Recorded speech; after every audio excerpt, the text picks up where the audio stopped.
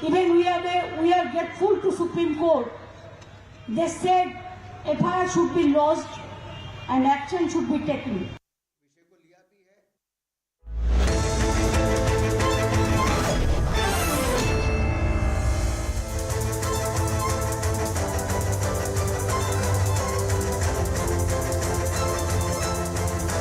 Good evening, hello and welcome. You're watching Plain Speak here on CNN News 18 with me, Poonam Burde.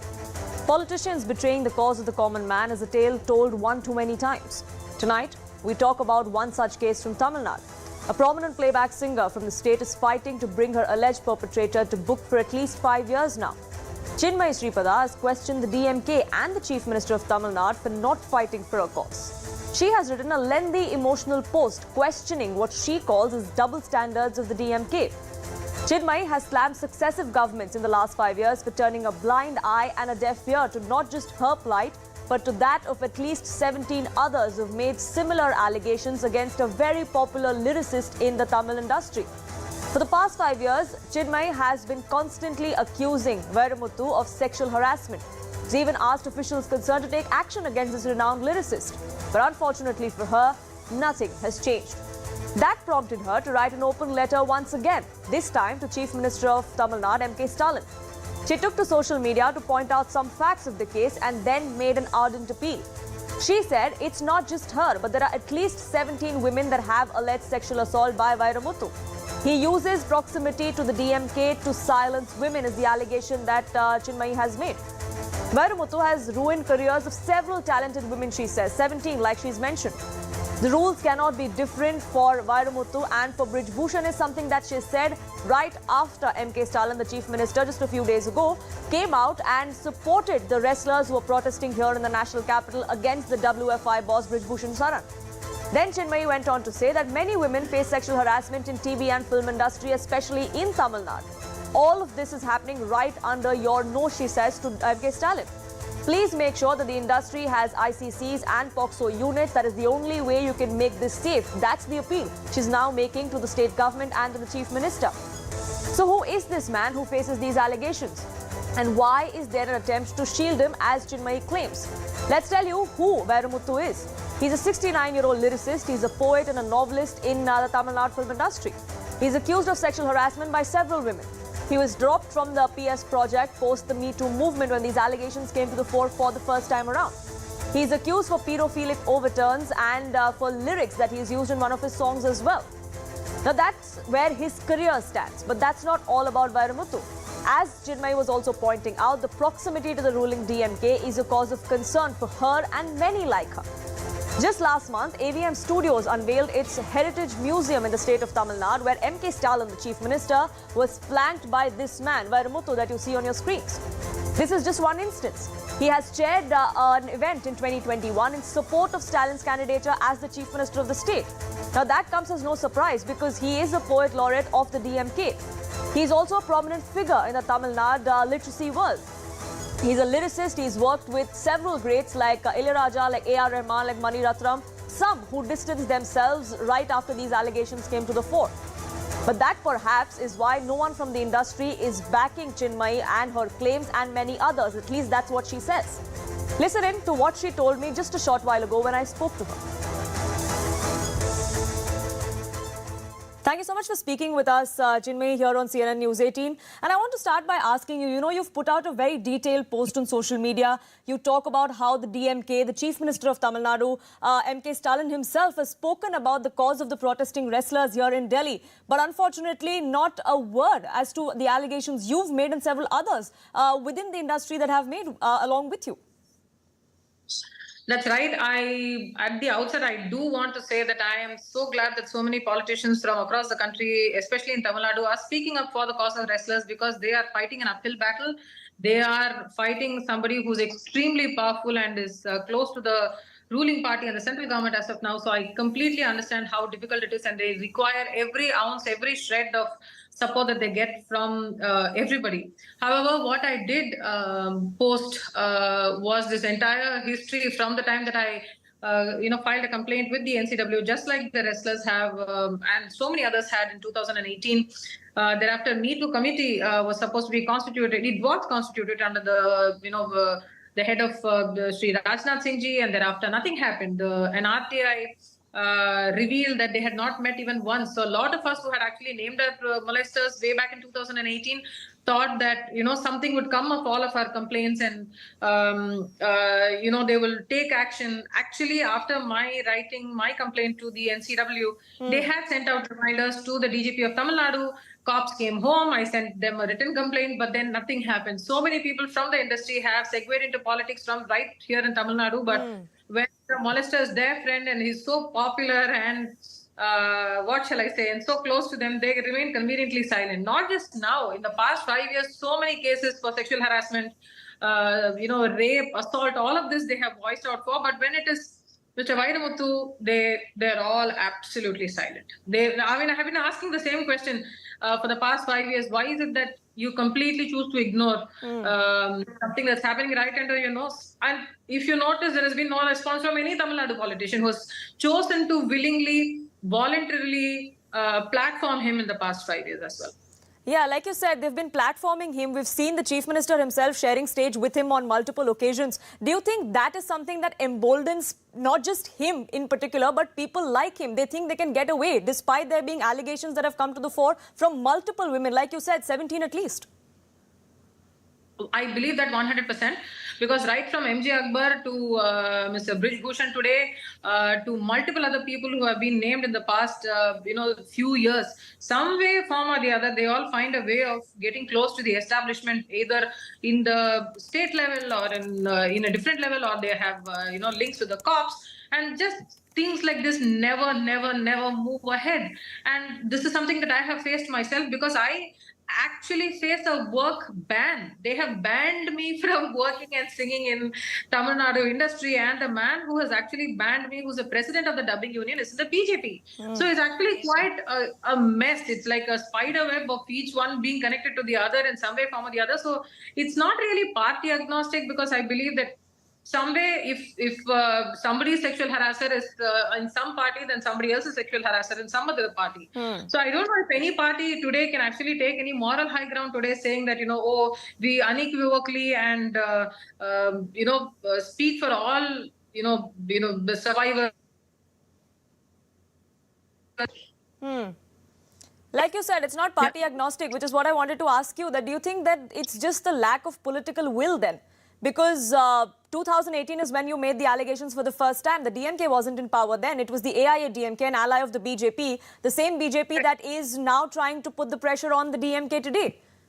Yes, because I have, if people even bother to look at my timeline, I have tweeted to the CM of Tamil Nadu then, Sri Edappadi ji, saying, please take cognizance of my complaint. Nothing happened. Nothing really moved. So it's been governments will come, governments will go. But I think this battle is going to be uphill. I'm actually fighting for my right to work back in the Honorable City Civil Court for the past 5 years with no end in sight. And you've also said that you are prepared for the long haul, because this could go on for another 20 years. That's something that you've said as well. But you've also spoken of how there are so many people that haven't been able to muster the courage, so many victims that haven't been able to come out and speak on record about these things. We have public allegations of at least 17 people, but there may be so many more that we haven't heard of. Where do you think then this is going to go from here on? I mean, I think all of these people try to make examples of women like us, women like the wrestlers right now. The questions posed to both me and Sakshi Malik have been the same. How can you be smiling with your molester? How can you invite your molester to your wedding? I mean, none of these people, understand the power dynamics behind, you have to be, these people have become a very intrinsic part of our career. And if you don't invite them, there are questions to answer which we are not ready to answer at that point in time, which is too much trauma. So we'd rather just grin and bear it, right? Like we have grinned and borne it for so many years. It's just for a couple of minutes, and then it'll be, dead and gone sort of thing. The only good thing right now in the wrestlers' protest At least they have each other to bank on. They have each other's support.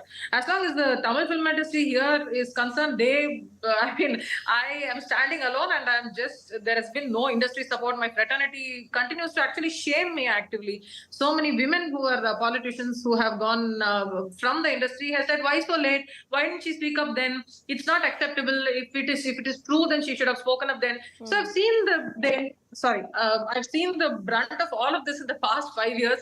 So I really don't know where this is going to go. I think they're trying to make examples out of all of us women. If you speak up, this is what will happen to you. So shut up. That's exactly what it is. The message is loud and clear. That's what it is. And the DMK, in fact, even now comes out and says that there may be public allegations, but there's no police complaint. So why don't they file police complaints and then law will take its own course? Do you think these kind of comments are completely unwarranted and they just sort of embolden the accused, not just in this case, like I said, but in general? I think that's a flat out lie. When I don't know, I have not noticed if the DMK has said that there is no police complaint, because my complaint to NCW is on record. NCW's reminder to the DJP of Tamil Nadu at that time is on record. My giving a handwritten complaint, my husband giving a handwritten complaint, my mother giving a handwritten complaint is on record. If they did not file an FIR, that's not my problem. They are just randomly lying through their hat, honestly. I mean, like they all do so. That's what I said. It is their friend, therefore they will say. I mean, if you notice, the dialogues are the same. Somebody in Delhi will ask, why have they not filed a complaint? These people will ask, why have I not filed a complaint? While we have done whatever is possible at this point with whatever the law can allow us to do. So they will continue to shield the molester and then, shed these crocodile tears as if they're speaking for the justice of sexual harassment survivors, which is why I said earlier today, if Mr. Bhushan had been a Tamilian, he had been close to the Tamil political parties, all of these people would have been shaving the wrestlers and protecting Mr. Bridge. Take it in writing from me. Chinmayi, I also want to ask you, the kind of bonhomie that the political class and the industry in Tamil Nadu has, we've seen all of that over the decades. They're all intertwined.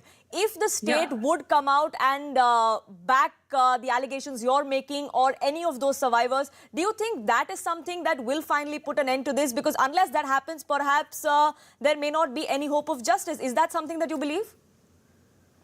I actually believe, whether it in my particular case, whether I'm looking for it, even for my own interests, that would be great. But I think I kind of know that's not going to happen because how interconnected all of these people are. But what I would ask for the greater good is for ICCs and POCSO units to be there in all the unions and all television channels and all media houses, because people actually have children in all of these reality shows, in all of these serials, in all of these movies. The least they can do is organize this. There are 24 crafts and as many, if not more, unions in the Film Employees Federation of South India, where a lot of politicians are sitting in office-bearing positions. I've been asking so many people to set up an internal complaints committee, but they're like, oh, how can that happen? How can we do this? POSH has not happened. Not even one union has organized a POSH. So many people claim to be such well-read politicians in Tamil Nadu. Why have they not done the least bit to clean up the yard that they grew up in is my question. And of course, there will be no answer. One last question before I let you go, Chinmayi. What is it that is going to be your course of action from here on? We've seen the kind of fight that you've led, especially on social media. You said you are fighting through the courts as well. But when you say that you are in this for the long haul and you expect this to go on for perhaps a few decades, what is it that you are seeing in the future for you as far as this case goes? I think more hearings at the court, more trips to the court, and them abusing me in court, and while everybody watches in open court. That's usually how it works. This is also how they say, the process is the punishment. So I am already being punished while the molesters walk free. This is also, I think, overall talks about how the culture of our society is in general. That's how it is. Nothing can happen. Now, you heard what Chinmayi Sripada had to say, but it's not limited to the allegations that she's making. There is a political fight that's brewing as well. Here's what the BJP alleges. They say Vairamuthu, who is the accused in this case, he has support of the DMK and of Tamil Nadu Chief Minister MK Stalin, to which the DMK flatly says that we are not protecting anyone. The BJP then alleges is that singer Chinmayi has been complaining for ages, to which the DMK says that this matter is between two individuals and the government really can't intervene. Now, what the BJP then claims is that the police has still not registered an FIR in Chinmayi's case or any of the 17 others. To which the DMK says that if she had filed a complaint with the police, then it could have been pursued. The law would have taken its own course. Which is why the debate that we are opening up here is politics letting down the women of this country, not just Chinmayi Sripada, but several others? That's the big debate tonight.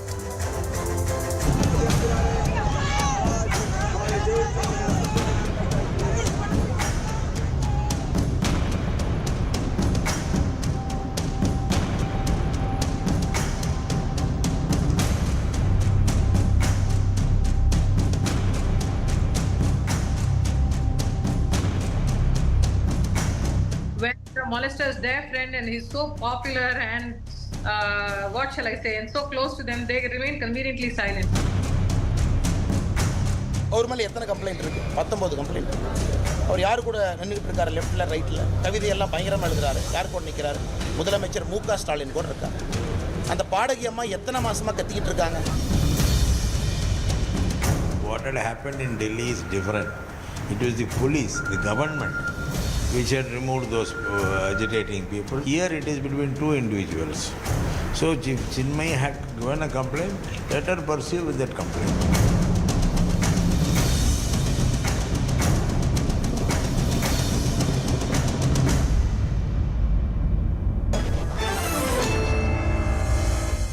Politics is ensuing, but can any political party claim the high moral ground? Can any of them claim to be holier than thou? That's the big debate here. And leader of the BJP, Karuna Gopal, joins us on this broadcast. Political analyst Chinmayi Sripada is with us as well. And at the outset, I would like to say that we did invite the DMK to be a part of this discussion, but unfortunately, we couldn't get them to send us a representative. But Chinmayi Sripada here, leading towards the DMK, joins us on this broadcast. And Chinmayi Sripada, I'd like to begin by asking you, several complaints have been raised. An ardent appeal has been made by someone from the state to the chief minister. But when someone from the ruling party comes out and says that it's a matter between two individuals, is that something that perhaps should not have been said? No, I think that the basic problem is the lack of a complaint. Look, I sympathize entirely with Chinmayi. In fact, I have also said in the past that, this is not just a question of one individual's complaint. There are as many as 17 people or 18 people who have said similar things about Mr. Vairamuthu on social media. So the problem is, expecting suo moto the law to take, cognizance based on social media posts. I think that is pushing it a bit. So the problem comes back to the lack of a formal complaint. Now, if there had been a formal complaint, then clearly the government would have been held at fault.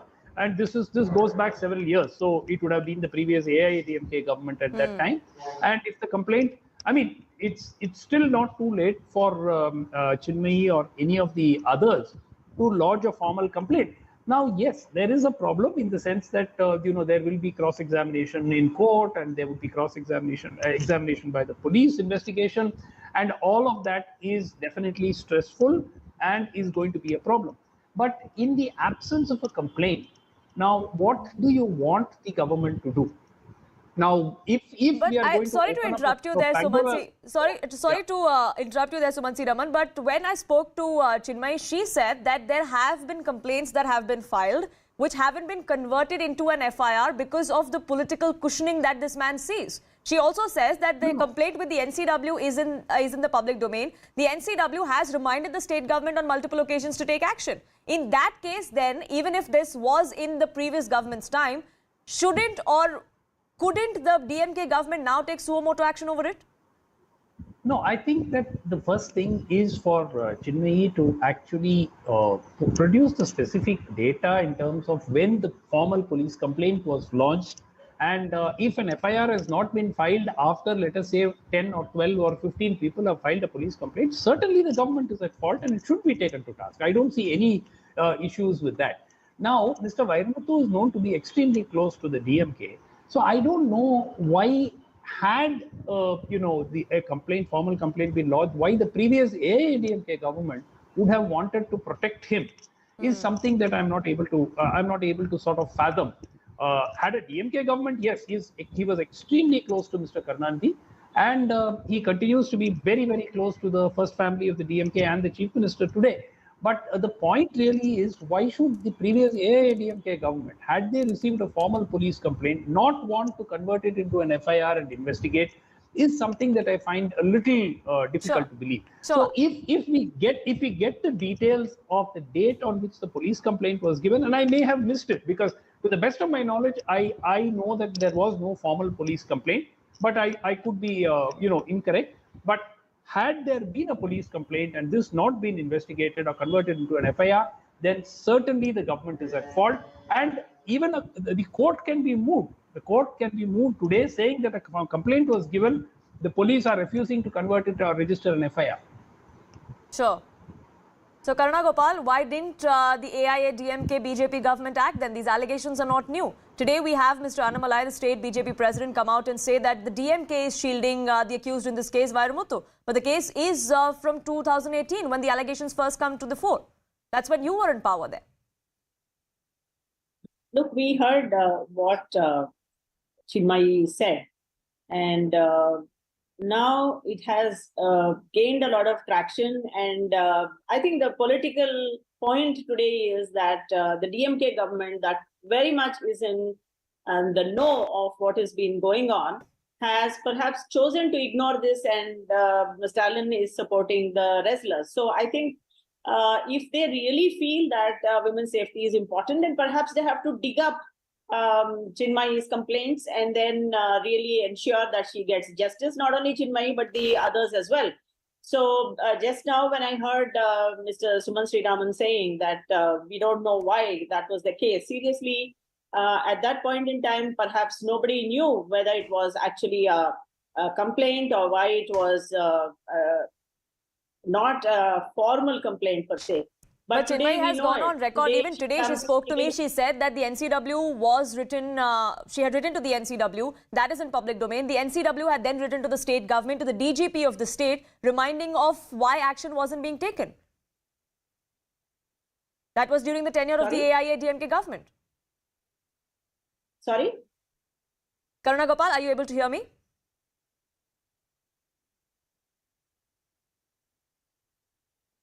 So what do you, I'm not able to hear you at all. If you can hear me now, Karuna Gopal, I was asking you that even when I spoke to Chinmayi today, she said that the fact that if anyone says that it's a fact that there's no police complaint, then that's untrue. She says, I have given a complaint, it wasn't converted into an FIR because of perhaps political pressure, but the NCW was written to as well. The NCW then wrote to the state government, to the top cop in the state, and yet nothing was done. And that was back in 2018 when the AIADMK BJP government was in the state. So Poonam, the question now is, are we going to dig up and find out why that was not done? Are we going to sit today and see if that will be addressed at all? I think it's important today, now that the conversation has happened about women's safety and the Me Too factor and Stalin directly going and supporting the wrestlers, it's a political game that they're playing. I think it's important to now act. You get into the past, then perhaps you won't get any answers. But now's the time to show that they actually mean what they say. If Stalin is supporting the wrestlers, then he better act into the complaints made by not only Chinmayi, but almost 18 others. And as you know, I mean, I have seen their struggle in the last 5 years. I know in different forums she used to talk about how she was victimized, and everybody was in the know of everything. So today, the question is, why can't they take it up today instead of burying it, putting it under the carpet? Why are they not able to answer? But can you then claim high moral ground, as the DMK says, that the BJP can't play holier than thou? And it's not just the DMK. Even Chinmayi says that across political party lines, she even hit out at Kamal Hassan just a few days ago. See, Poonam, I do agree that politically people do play games, but when it comes to the justice to be given, I think we have to follow certain procedures, certain codes, and notwithstanding with whom you are, I think justice has to be given, and I think BJP has done the right thing. We at least ensured that POXO case is, registered, and many other relevant cases have been filed against Singh. That has not been done. in the case of Chinmayi and the others. So Sure. the entire No, one ecosystem in second. Tamil Nadu, what gives him the right Sure. So to the actually argument, go sure. and, So the argument, Sumantsi Raman, is that in that case, at least there was action. So let's not talk about that. Here, there's no action at all. Is this a tit for tat sort of a case? Sorry, it was not suo moto action. The action came after the intervention of the court, and it took a good 1 week for the action. And after the FIR has been registered, also nothing has been done. Mr. Raman, a good cases, 1 week, many of a them. good 1 week is better than 5 years. A good one week is 10 sir. times or 1,000 times better than 5 years. 1 second. No, the court gave a direction. If the court had not given a direction, it's very doubtful whether the FIR would have been registered. Importantly, was for a POSCO case. Very often the accused is arrested. Why has Mr. Brijbhushan Sharan not been arrested so far? Is a question. But let's leave that for the moment. Let's come back to the Chinmayi matter. Now, nothing prevents the NCW. Who heads the NCW, by the way? Is it headed by a person from the Congress party or from any of the opposition parties? What prevents the NCW from asking the police to register an FIR? What prevents any of the victims to approach the court and say that we have made a complaint, the police are refusing to register an FIR, please order an FIR to be... Look, as you have seen, the wrestlers have been given the opportunity. They could protest in Jantar Mantar. They also were given an opportunity to do a press meet. They were bundled. They were dragged. Madam, you have not seen. I think you have not seen the TV. No, what are you saying then? And they were lifted and physically manhandled and pushed out of the arena and taken in, detained. Look, it is obstruction. What were they obstructing? What were they obstructing? Was there any violence? Was there any? When they were wanting to barge and prevent certain duties of the people there, then obviously that is not called for. They have registered their protest. It is taken into cognizance. Then why should they go and protest in such a way that they have to be manually? Because no action has been taken. Because no action, and you formed a committee to institute. You want immediate action, Mr. Raman. If a POSCO case is registered against some unknown individual, will you form a committee to investigate the case? I'm just asking a question. If a POSCO case is registered against some non-influential person, will you form a committee to investigate? What kind of logic is this? You are noticing, aren't you noticing that, the cases have been filed, a due process is being followed? Madam, the case was not filed by suo moto. It was filed after the court said to file it. You didn't do it on your own. I don't think you're understanding the problem. No, look. 7 days. They had to move the court. The court had to say file it. They were too quick to move the court. They had the legal support. They had a whole ecosystem supporting them. We are not saying that. What is the ecosystem? But that doesn't mean that one has to wait for 5 years, Karuna Gopal. That doesn't mean that the fight will have to go on. Like Chinmayi also says that I am ready to do this for another 20 years because I know this is going to drag on. It's one hearing after another, and that's what it boils down to. But Sumantsi Raman, I also want to ask you, as far as the optics go, shouldn't the DMK then distance themselves while they are on one hand talking about the wrestlers' protest, but on the other hand, the Chief Minister is seen every other day with someone like Vairamuthu? As far as the optics are concerned, don't you think that's where the double standards or the hypocrisy allegation comes from? Absolutely. Look, on this issue, I agree with you. DMK is every bit as hypocritical as any other political party, and I don't see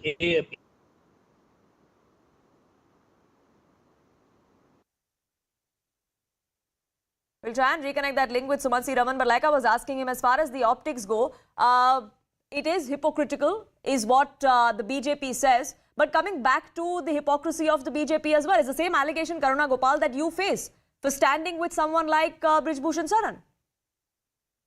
That's the allegation the opposition has been making against you and against your party while they've been backing these wrestlers. Look, what is the result? Today we see what is going on. We haven't delayed it. The due procedure is being followed. FIR has been filed.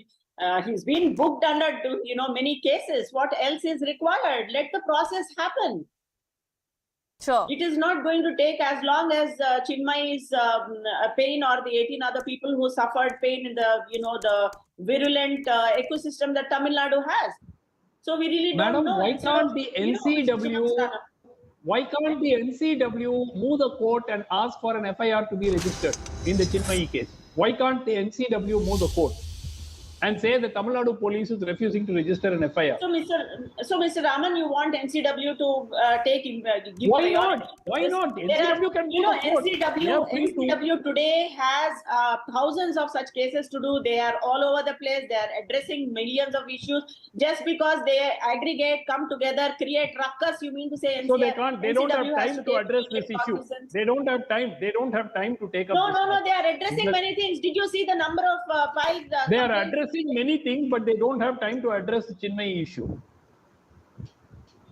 No, I'm So, not. Sumansi Raman, that's something that would be said of the Tamil Nadu Chief Minister MK Stalin as well, that while he has been addressing the issue of the wrestlers, unfortunately he is not talking about the case back home. That's the exact allegation that Chinmayi is also trying to make. But all I want to say is that one case isn't greater than the other, one victim isn't greater than the other, and neither is one accused greater than the other, and that's how these cases must be treated. We do hope that, like Chinmayi predicts, perhaps this does not go on for as long as she thinks it would, and there is justice that's done to her and to several other women in this country, because it's really just the politics that seems to be letting us women down, and it's really time that we end that. Yes. But I do leave it at that note. I thank you both for joining us here on this broadcast. We are shifting focus now to Karnataka, where the Congress won with a historic mandate. They did so on the back of 5 guarantees that they made before the elections, many other things as well. But those 5 poll promises, those 5 guarantees that they came out with, that's something that managed to get them that state. But the party is yet to decide on how the implementation of those guarantees is going to happen. The decision is expected tomorrow, with Siddaramaiah chairing a cabinet meeting.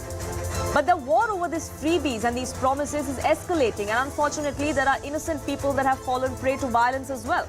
Violent instances have come to the fore of non-implementation of these pre-poll violences in different parts. There are at least 3 instances that I'm going to enumerate in this show for you. Earlier today, an employee of the Gulbarga Electricity Supply Commission was allegedly assaulted in Kalburgi when he went to ask for pending electricity bills. Now, this has been linked with the guarantee of providing free electricity up to 200 units. Remember, the Congress said that up to 200 units electricity would be free. So when this staffer went on to ask for the pending bills, they said, but this is supposed to be free for us, so why are you here? Unfortunately, it did not stop at the verbal altercation. There was physical altercation as well. Meanwhile, Karnataka Congress's government is going to call a cabinet meeting tomorrow. We're hoping they will announce the implementation of these guarantees. But these freebie promises would put a lot of pressure on the coffers of the government, and that's the reason why perhaps the government is not able to decide on how to implement this, whether or not to implement all of those 5 together at all. Can they actually do it? Is it fiscally prudent? Perhaps they made the promises, but they are not going to be able to implement them just as quickly as they thought. Now, just to refresh your memory, here are the 5 big promises, or the guarantees as the Congress calls them. This was made before elections happened in Karnataka. Free electricity up to 200 units for every household. 10 kilograms of free rice per month for below poverty line families. 3,000 rupees per month for unemployed graduates. 1,500 rupees per month for unemployed diploma holders, and 2,000 rupees per month to the woman head of the family. But there are several issues that have come up with the implementation of all these promises. But unfortunately, it's been close to a fortnight now since the new government took oaths. Remember, Rahul Gandhi had promised that these promises, these guarantees would be implemented in the first cabinet meeting. The meetings have happened, but unfortunately no implementation. Meanwhile, here's a look at all the issues that the Congress has raised ever since it came to power. First, it was the Bajrang Dal ban. The Congress government has now reiterated its vow to ban organizations like the Bajrang Dal. Minister in the state, Priyank Kharge, said that the government will not tolerate any threat to law and order in the state. This is, of course, after the Congress made a pre-poll promise. They faced backlash, but it is something that they now have reiterated after coming back to power. The textbook revision issue, that's also something that came up. Academicians have now urged the Congress party to remove contentious revisions in school textbooks. These textbooks, remember, were revised under the previous governments, both by Basavaraj Bommai and by B.S. Yediyurappa. A revision panel was set up by the BJP which revised the syllabus after a memorandum was submitted by the Brahmin Mahasabha in 2020. Now the state government, the Congress government, comes out and says that we will revise all of this. Perhaps the NEP will also be scrapped in Karnataka. Let's go now across to saffronization and the issue. Chief Minister Siddaramaiah and his deputy met with senior police officials of the state and warned them. Police officers were directed to end what they called saffronization and moral policing in the state. The Chief Minister also went on to say that there is saffronization in certain units of the police in the state. Whether there was any evidence to back that claim, we're yet to hear from him. The Chief Minister then asked the courts to not differentiate between people based on religion. That is something he is well within his rights to do. That is also something under oath the police officers are supposed to do. Then again, we had the hijab ban issue. It was back in Karnataka. The government said that they will mull revoking the notification by the previous government. Remember, the previous notification was disallowing of hijab in classrooms.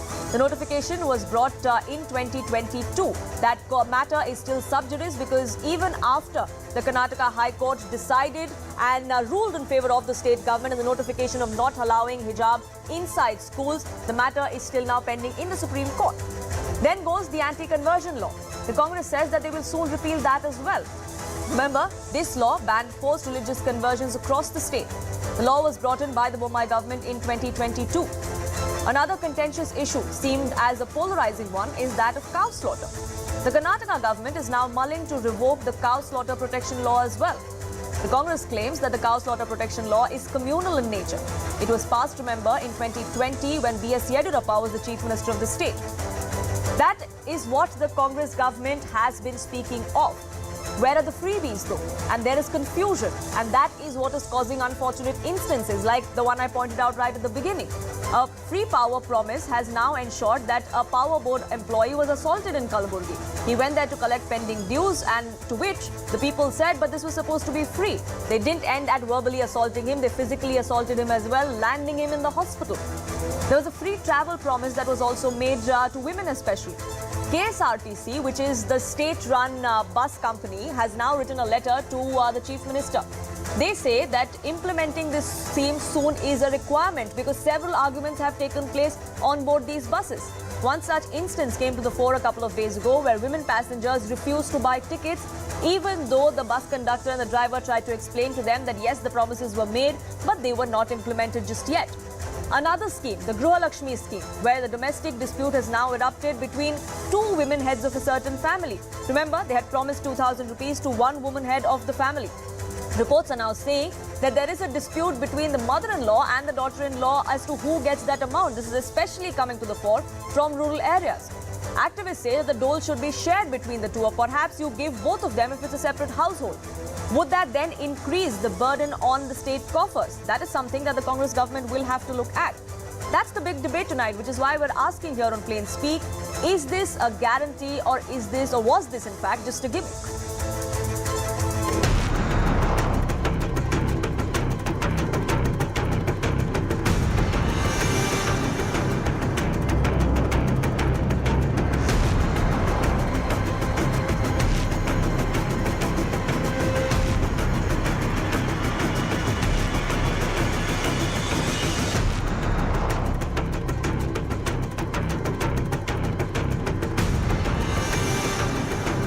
Given by the officials in the potential.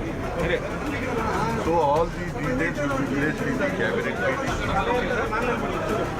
on the basis of the information and also taking the opinion of the minister. We will take a decision in the cabinet which is going to be held on Friday. And see that we implement in a proper to all those who are being eligible to it. So we are looking out all the possibility. Officers have given us 3-4 options. The cabinet will take a decision on Friday.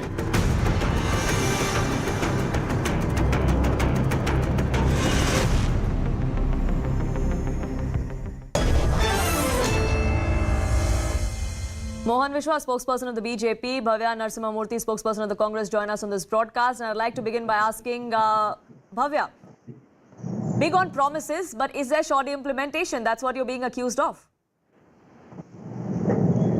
So it's only been 10 days. since the Chief Minister took oath. And within 10 days, it's a record compared to the BJP government that we have already set up a whole government, starting from now cabinet ministries to the executive. And of course, any sensible person would understand that to bring in 5 guarantees to implement it to a state as large as Karnataka with 7 crore population, it takes a little bit of time to plan. And these kind of incidences that you see are all provoked by the opposition parties. And you will find here and there, I don't deny that, but people of Karnataka are smart enough to understand that, it will take time. And we have proved it to the people of Karnataka before, during our tenure for 5 years, with a successful administration and by meeting up to 95% of our promises that we made before the poll of 2013. So people of Karnataka know that all the 5 guarantees will be implemented to the right beneficiaries without fail, and all that is going to happen retrospectively from June. As we already know, the previous government had brought in this budget, and which will be covered till July 1st, and only after that will the new budget will be applicable. Even then, we have told the people of Karnataka that the guarantees will be applied retrospectively. And tomorrow the cabinet is meeting, and we will make sure that all the guarantees are put into place and will be implemented. The cabinet is meeting tomorrow, is what you've said. But I just want one clarification from you, Bhavya. Is this the first cabinet meeting that's going to take place tomorrow? There have Official one, yes. Before this, the 8 people's cabinet meeting, the first group of 8 people who took oath with the Chief Minister and the Deputy Chief Minister, they met on the same day and they gave approval for all the 5 guarantees that day itself. Only the implementation part was left to the officers, to the IAS officers or the experts to draft, so that in tomorrow's cabinet meeting, now that the whole cabinet is full, they will be taking a proper decision to implement all the 5 guarantees. Sure. So Mohan Vishwa, tomorrow is the first meeting of the full-fledged cabinet. The Congress pre-elections had said, in our first cabinet meeting, we will do the implementation. We're still 24 hours before that. So why not wait? Why the impatience? Poonam, I heard my Congress friend saying that it's only been 10 days. I would like to remember her that it's not 10 days. It is 52 years since Indira Gandhi said Garibi Hatao from 1971. It's almost 52 years, they're not able to do anything. Even now also, they can't do anything. What did they say? The same Sidramaiah or same DK Shukumar, if you have that video, you can put it over there. They said from 1st June onwards, that is from today onwards, nobody will pay electricity bill and everybody will go in the BMTC, everybody will go in KSRTC. That's the statement they made. And they said within 24 hours of coming into power, they're going to implement all these things. Where are those? Now they're sitting and talking about conditions, and they speak about Sidramaiah, who calls himself as a finance expert and who says that, has presented more than 13 budgets. The guy who has presented 13 budgets didn't had any those statistics of how these funds will be utilized, from where he's going to get the money. Without making such statement, does he make that? And also I heard Congress person telling that, the people of Karnataka are sensible enough to understand this. Do you think the people who are fighting today are insensible, who are coming on the street against Congress party are insensible, who are fighting against Congress's fake promises are insensible? Is he making such kind of statement? Come on. This should never happen. DK in the past also, and between 2013 to 2018, she said 95% of the promises are they fulfilled. I'm telling you, out of 165, they did hardly 37. They were able to fulfill only 20%. I can start the first sentence of their manifesto of 2013. They said they are going to give 24/7 power to two-phase power to farmers. Did they do it? No, they never did it. They said they're going to make permanent work for, the Paura Karmikas. Did they do it? They never did it. They said there will be a 8-lane highway between Bidar and Chamjarnagar. Did they do it? They never do it. I can go on talking on this, where they fulfilled hardly 20% of their promises. It's purely an utter lie she's making in the national channel. I'm telling you, like that, what they did in 2013, same thing happened. Now also, they're not going to fulfill any promises. But let me tell you one more thing. The innocent people of Karnataka, if the conditions are put and if they're not given these promises which they have made during poll campaign, definitely it amounts to section 420, the 420 of IPC, it amounts to cheating of the people of Karnataka. They should understand, in the future there might be a consequences, legal consequence also, which they may have to face. So what we request is, as promised by them, they have to implement without conditions. And they will implement it tomorrow. is what the Congress says, Mohan Vishwa. But yes, about his hypocrisy. Can I please respond to his hypocrisy? yes, Bhavya, go ahead. Yeah, he's talking about 52 years before. I wish he does his homework and reads some history and see what the standard of living of Indian people was 52 years ago. And more importantly, I would like to ask, where are the 2 crore jobs every year that Narendra Modi promised? Doesn't that come under Section 420? Should the whole Should India... I say now? Should I respond now only, or Modi you want me to 420? respond post you? So is it your failed promises versus my failed promises? Is that what's the debate? Is that what's the debate come down to? See, Poonam, let me remind saying that applies to Congress, why not Mr. Narendra Modi? Because he promised 2 crore jobs every year, 9 years ago. But not whereas Rajasthan has 24%, which is ruled by Congress. Okay, if he doesn't... It is ruled by Congress. It has 24% unemployment. Sure. Come on, what kind of nonsense is this? Sure, let's maintain some decorum. Let's maintain some decorum and not try and speak over each other. I will give both of you ample amount of time. Let's maintain some decorum. Bhavya, I just 57 promises out of 168 promises that we did. Sorry, please do your homework before coming on national channel. But Bhavya, I just want to... Mohan Vishwa, I will come to you. Mohan Vishwa, I will come to you. But Bhavya Narasimhamurthy, I just want to ask you this one thing. Like I mentioned right at the start, there have been several instances today, unfortunately, where a staffer of the power board was beaten up. So there definitely is confusion. That cannot be denied. In that particular situation, shouldn't there at least have been a clarification or an explanation coming to the fore from the state government? Understand that 10 days ago, the government postponed. We said after a government will be acceptable. If someone is not paying the previous bill, if someone is not paying the bill for the previous month, that is not the problem of Congress. That is the provocation from these opposition parties. And I'm very sure most of them will be the party workers of opposition parties who are creating such ruckus in the state. Are you saying that there is absolutely no confusion on ground? People are sensible and smart. So, Bhavya Narasimhamurthy, are you saying there's absolutely no confusion on ground? WhatsApp university. Bhavya, if you heard me, are you saying there's absolutely no confusion on ground? That the people of Karnataka know exactly what the Congress meant? Let me just tell you this. We were very clear that when we come to government, when we form government, so if someone is not paying an electricity bill now, that electricity bill was of the previous month. And people of Karnataka understand this. Like, this is completely, organized by opposition party to create such disturbance in the state like Karnataka. This is not the last man on ground. This is not the voter on ground. Mohan Vishwa, this perhaps is just those who want to foment trouble.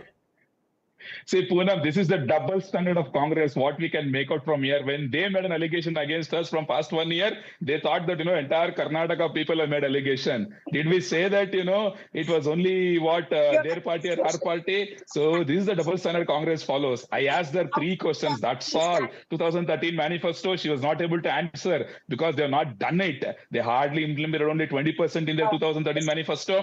Even now also they are going to do the same thing. What did they say? Now she's coming and she's telling here that, the officers she's working out all those stuff. Did Siddaramaiah and did DK Shivakumar, when they made these kind of promises, didn't they do their homework? What did they say? I still remember, if you recall those videos or if you play that videos which has millions of views, what did DK Shivakumar says? Hey brother, for you also free. Hey sister, for you also free. If you're going to Mysore, it is free. If you're going to Chamarajanagar, it is free. If you're going to... Sure, let's not talk about what happened. Let's not talk about what happened in 2013. I want to talk about what's happening now. Let's not digress, Mohan Vishwa and Bhavya Narasimhamurthy, into what's happened in the past. Let's not. Let's talk about what's happening now. Can you play those 2 videos? One is of Siddaramaiah, one is of DK Shivakumar, where they have mentioned that conditions apply. I want that. And I'm coming to that. I'm coming to that because we also spoke to Priyank Kharge, a cabinet minister now. And he too, Bhavya Narasimhamurthy, spoke to us about the fine print. He too went and said that the free travel for women in government buses is not for everyone. It's only in designated routes and designated buses. The 200 free units is only if it's below 200. Even if it's 201, then you have to pay for all 200, not just for one unit. That's the fine print. But that's what the fine print wasn't given when the 5 promises were made. Give out all the conditions which apply. Sorry? Because we can't assume what the conditions are unless they are on government papers. Then when we debate, we will tell you if we have put conditions, why they are. Priyank Kharge told us this in an interview exclusively to my colleague Rohini Swami. Are you saying Priyank Kharge, when he spoke to us, was not telling us the truth? I'm not saying he was not telling you the truth, but if we are taking up a debate, we will explain you why, the conditions were applied, because it will be very clear in the government orders. Sure. But the fact that the conditions apply in the first place was not something that was mentioned. Isn't that the whole point? Isn't that where the confusion comes from? The same political parties which were speaking against the guarantees, they were saying, the whole state will run out of laws and the economy will be down if we implement guarantees. Today, they are standing for the people of Karnataka and fighting for these guarantees. Isn't this hypocrisy of the opposition party? Sure. When we were speaking about our guarantees, they did everything to oppose this, and today they want all the guarantees to be implemented. Is it about the guarantees being implemented, or is it about accountability? What is it, Mohan Vishwa? And why not wait? Like the Congress has been pointing out, it's just been 10 days. Rahul Gandhi also had said that the decision will be taken in the first cabinet meeting. The first cabinet meeting, the full-fledged cabinet meeting for the first time will happen tomorrow. If tomorrow the implementation doesn't happen or the government orders don't come out, then you are free to criticize. We live in a free country. See, Poonam, the problem with Rahul Gandhi is in the past also you saw during Chhattisgarh election, what did he say? 1, 2, 3, 4, 5, 6, 7, 8, 9, 10 दिन के अंदर हम लोग किसानों का पूरा loan waiver कर लेंगे ऐसा ही बोला था वो क्या किया अभी तक हुआ ही नहीं.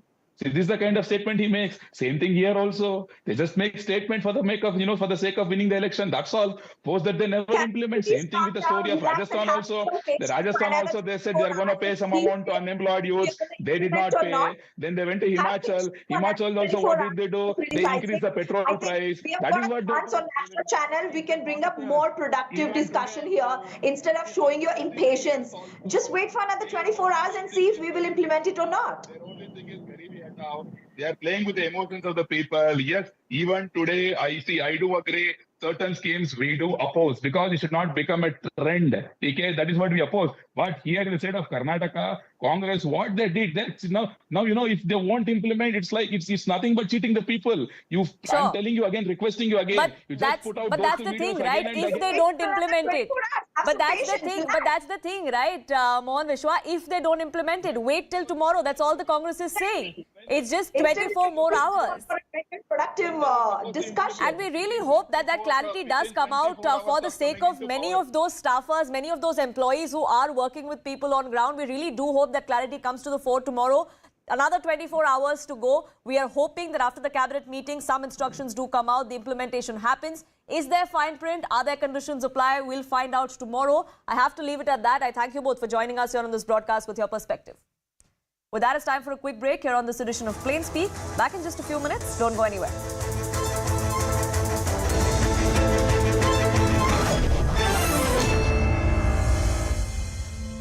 To the powers that be, that he is getting away. And it is time for Mr. Stalin to take not only a moral step forward strongly, but also ensure that the police are directed to register cases against this person, against Vairamuthu. Only then will we all understand and believe that he is standing up for women's rights. Chief Minister M.K. Stalin has extended his support to the wrestlers right here in the capital. Remember, we're talking right now about the wrestlers who over the last few days have very publicly, this is a protest that started in January, but have very publicly voiced that they want the arrest of the Wrestling Federation President Brij Bhushan. Now, in light of that development, a Tamil singer, this is Chinmayi Sripada, she's tweeted to the Tamil Nadu Chief Minister in a tweet that calls out his perceived hypocrisy. She's essentially said that he and the government needs to take action against a lyricist, Vairamuthu. Remember, these are not in any way low-profile claims. The singer came out very publicly about 4 years ago and made these claims in the midst of the Me Too movement. She had claimed in the years after that she had faced a shadow ban within the industry.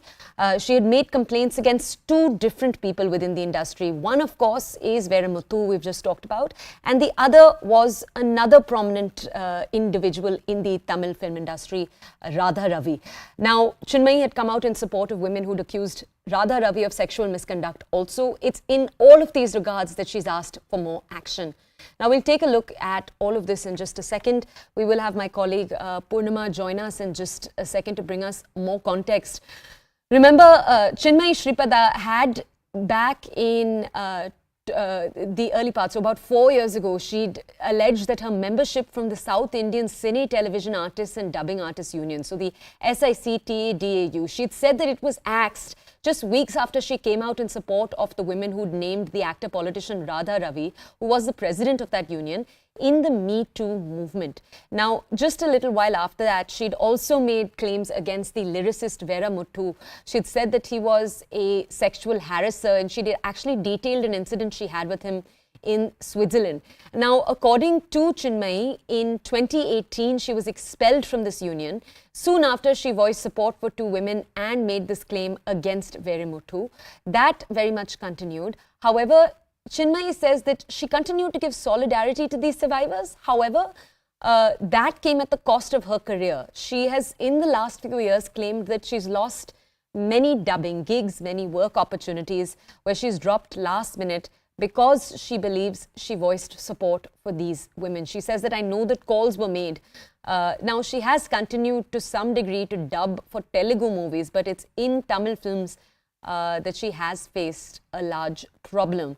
Now, all of this obviously comes in the context of the Chief Minister, MK Stalin, making a very, very high-profile statement in support of the wrestlers in Delhi. You'll remember that the WFI Federation President Brij Bhushan has made a statement very recently where he has, of course, denied these charges. He'd said that he'd hang himself if any of the charges were proved true. But you've had a number of wrestlers led by 3 medalists at an international level who have been protesting against the WFI president. They've said that the WFI president engaged in sexual harassment of them. They've also said that sexual harassment was also done of a minor, and they continue to demand that he be removed as the WFI president in an immediate arrest. They've also said that he should be disqualified because, remember, Brij Bhushan remains a MP for the BJP. Now, Anurag Thakur, the sports minister, you remember, yesterday said that we should all wait for the police investigation to get completed, but the wrestlers continue to demand that action be taken swiftly. Now, my colleague Purnima is with us to bring us more context about what Chinmayi had to say. So we'll go back and focus on that. Remember, Chinmayi is a singer, Chinmayi Sripada, and she first brought up this issue years ago. My colleague Purnima with us right now.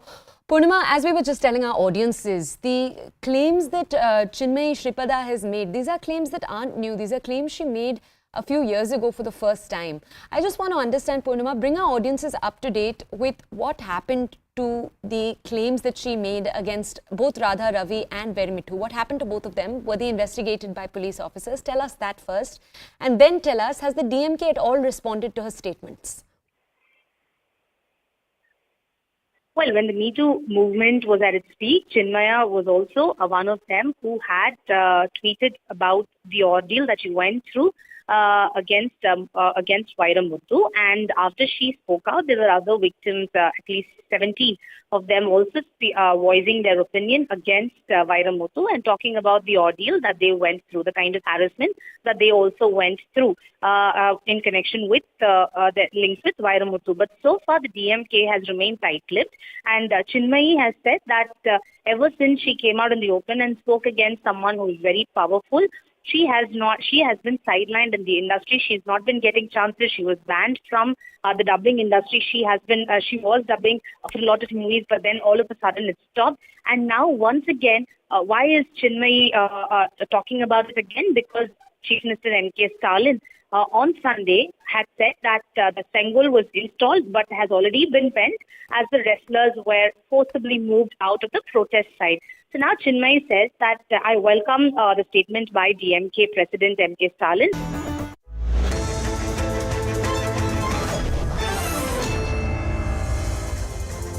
Thank you for staying with us. Sun, Sound and Color exploded in Berlin. This was happening for the Festival of Culture, which is back after 3 years of silence. I leave you with those visuals.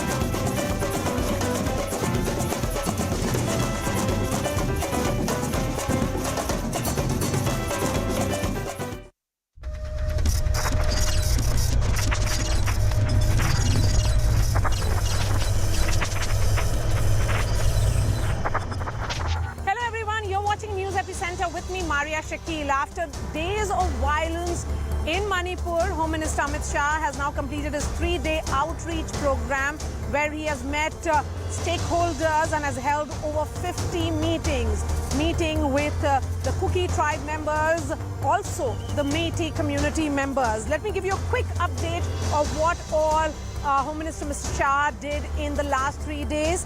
He held over 50 meetings with